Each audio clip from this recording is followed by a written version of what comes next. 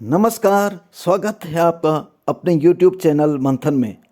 दोस्तों, अगर आप ये सोचते हैं कि मोदी जी ने पिछले 7 सालों से देश को क्या दिया, तो आप सही सोचते हैं।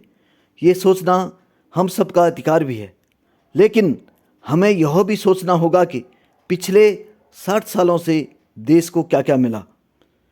अगर आपके जहन में भी ऐसे सवाल हैं, तो उम्मीद है आज आपको अपने सवालों के काफ़ी जवाब मिलने वाले हैं। इस देश में 12 लाख से अधिक साधु संत और पुजारी रहते हैं, लेकिन ये लोग इमामों के लिए वेतन की घोषणा करते हैं, एक पक्षीय कार्रवाई करते हैं। क्या एक सेकुलर एजेंडा है? दिल्ली की सरकार ने किया, पश्चिमी बंगाल की सरकार ने किया, महाराष्ट्र की सरकार ने किया। क्या यही सेकुलर एजेंडा है? सांप्रदायिक आधार पर ये लोग बांटते हैं समाज को। उसी प्रकार से उससे भी खतरनाक स्थिति, आतंकवादियों पर दायर मुकदमे वापस लिए जाते हैं और उसके बाद भी ये कहते हैं कि सांप्रदायिक हिंसा बनी रहे। महोदय, चर्चा का विषय होना चाहिए कि आखिर सांप्रदायिक कौन है? कौन है सांप्रदायिक? महोदय, जो हम लोगों ने जाना है, जो हम लोगों ने समझा है, इस सांप्रदायिक वह होता है जो कहता है कि मेरा इष्ट या मेरा देव या मेरा पैगंबर ही सर्वश्रेष्ठ है। उसके मानने वालों को तो जीवित रहने का अधिकार है, शेष को नहीं। मुझे लगता है वह सांप्रदायिक है। हिंदू जीवन दर्शन कभी इस बात की इजाजत नहीं देता। जियो और जीने दो पर विश्वास हमारा दर्शन करता है। और दुनिया की कौन सा मजहब और कौन सा ऐसी कौम है जिसको विपरीत परिस्थितियों में हिंदू दर्शन ने अपने यहां शरण न दी हो, उसको फलने फूलने का अवसर न दिया हो? कौन सा ऐसा है दुनिया के अंदर? लेकिन आज जिस हिंदू दर्शन ने सबको शरण दी, सबको फलने फूलने का भरपूर अवसर दिया, आज जब उसी के खिलाफ षड्यंत्र होना प्रारंभ होता है तो उसे एकजुट होना तो पड़ेगा ही। और मुझे लगता है इन लोगों के कर्मों का फल है कि पूरे देश का हिंदू जनमानस आज इस बात के लिए तैयार हो रहा है कि उसके खिलाफ आज शासन तंत्र से जो षड्यंत्र हो रहे हैं उसका जवाब अपने स्तर पर देना ही पड़ेगा। और आज वही स्थिति सामने आई है। महोदय, मैं पूछना चाहता हूं इन लोगों से, जब भारत का मुसलमान हज यात्रा करने के लिए जाता है, महोदय, जब हज यात्रा करने के लिए जाता है, उसकी पहचान कब भारतीय के नाम पर नहीं, पाकिस्तानी के नाम पर नहीं, बांग्लादेशी नाम पर नहीं, भारतीय उपमहाद्वीप का जो भी मुसलमान हज यात्रा करने के लिए जाता है उसकी पहचान हिंदू नाम पर होती है। उसकी पहचान भारतीय, पाकिस्तानी या बांग्लादेश के नाम पर नहीं। लेकिन अगर उसी हिंदू पहचान को हम इनके ऊपर यहां पर लागू करने का प्रयास करते हैं, इनको बुरा लगता है।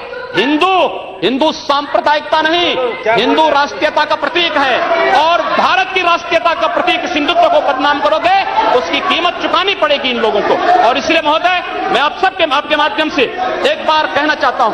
महोदय, एक बार गुरुदेव रविंद्रनाथ टैगोर ने कहा था, गुरुदेव रविंद्रनाथ टैगोर ने एक बात कही थी। उन्होंने कहा था, अगर भारत को समझना है, बैठ गए आप, अगर भारत को समझना है तो मैं भारतीय अस्मिता को पहचानना पड़ेगा।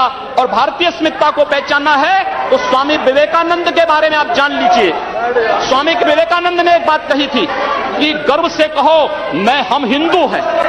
स्वामी विवेकानंद ने एक बात कही थी कि गर्व से कहो हम हिंदू हैं। स्वामी विवेकानंद तो सांप्रदायिक नहीं थे, स्वामी विवेकानंद तो किसी पार्टी के नहीं थे।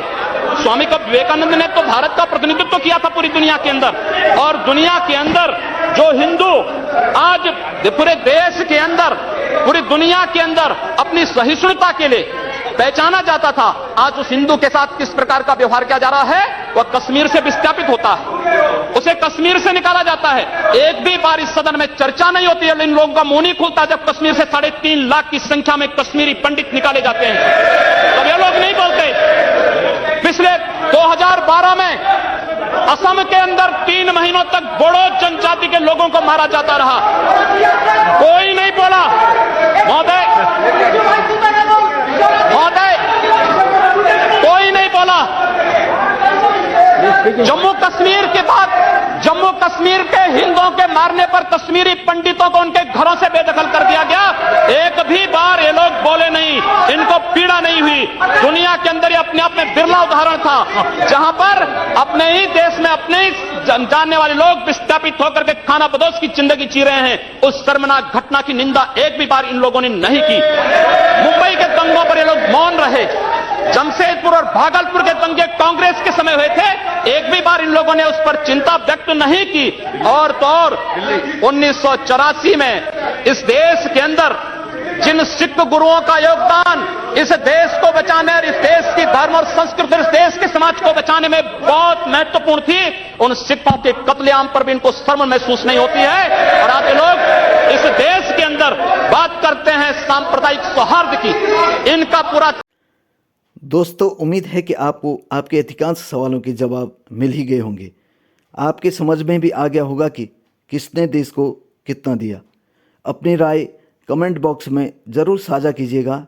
वीडियो अच्छी लगे तो लाइक एंड शेयर भी कीजिएगा। तो मिलते हैं एक नई वीडियो के साथ, तब तक के लिए जय हिंद, जय भारत।